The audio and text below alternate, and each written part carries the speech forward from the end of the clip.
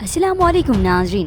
Drama serial कैसी तेरी खुदगर्जी की नेक्स्ट एपिसोड में आप देखेंगे शमशेर जो महक की मोहब्बत की खातिर जिंदगी की सारी तकलीफ बर्दाश्त करने के लिए तैयार है और वो करता भी है, खुद पर सहता भी है। ऐसे में महक को पता चल गया कि वो ऑफिस में नहीं बल्कि ग्रोसरी स्टोर पर काम करता है, तो महक से ये सब देखा नहीं गया। शमशेर की तकलीफ को अब वो अपनी तकलीफ समझती है। तभी तो वो शमशेर को आकर समझाने लगी, शमशेर जिंदगी तो पहले भी बहुत ही मुश्किल में है, इसे और मुश्किल मत बनाओ। आज वो शमशेर को ये भी बता देती है कि उसकी तकलीफ को वो अपनी तकलीफ समझती है और उसे यूं तकलीफ में देखकर खुशी नहीं होती। शमशेर ने जब ये सुना तो उसे तो अपने गम भूल जाते हैं। महक की मोहब्बत, उसके ये अल्फाज शमशेर के जख्मों पर हमेशा मरहम ही रखते हैं। महक तो यहाँ से उठकर चली गई, मगर शमशेर तो उसी शहर में ही रहा।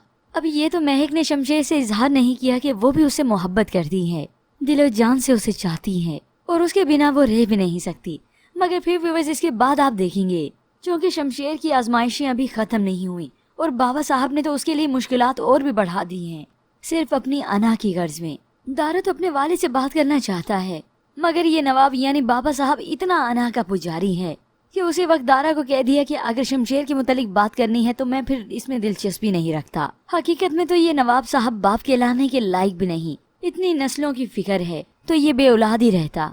मगर उधर शमशेर के लिए एक और मुश्किल तब आन पड़ी है जब एहसन उसी ग्रोसरी स्टोर पर आता है जहाँ पर शमशेर काम करता है।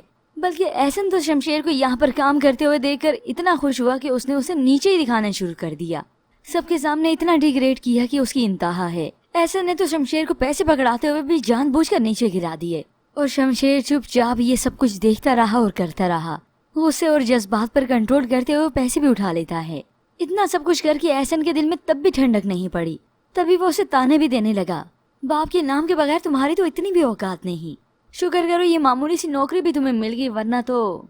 अब ये एहसन जो कि इतना गैरतमंद अगर था तो तब महक से डर कर इनकार क्यों किया शादी के लिए, तो तब दिखा देता ना अपनी गैरत और मर्दानगी।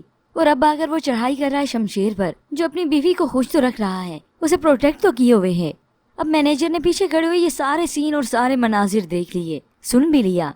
उससे तो ये सब सुनकर शमशेर पर हैरत होने लगी।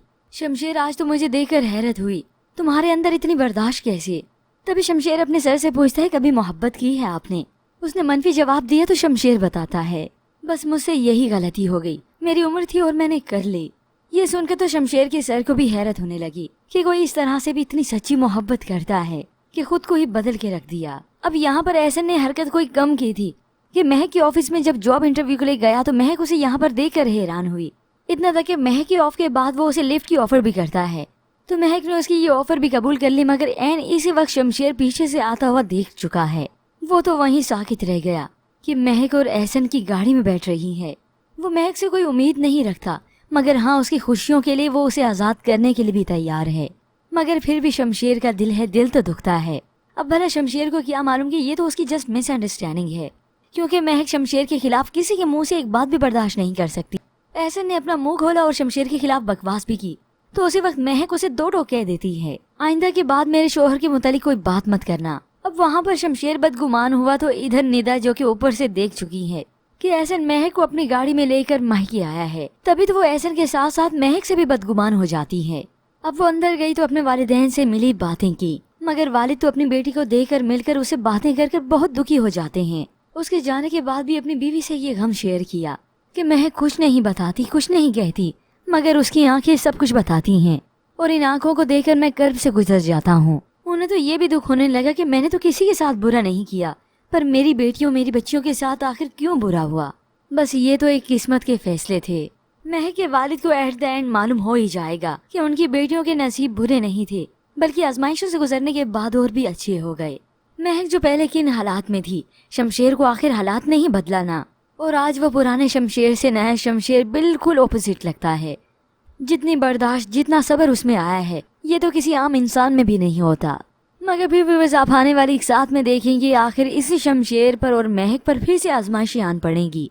अभी तो शमशेर अपने वालिद का लिहाज कर खामोश है, एक तरफ है, मगर जब महक पर कुछ बनाएगी तो तब वो अपने वालिद के खिलाफ ही जाएगा। होप सो व्यूअर्स, ये शेरू ही नवाब साहब का कहना मानने से इनकार कर दे।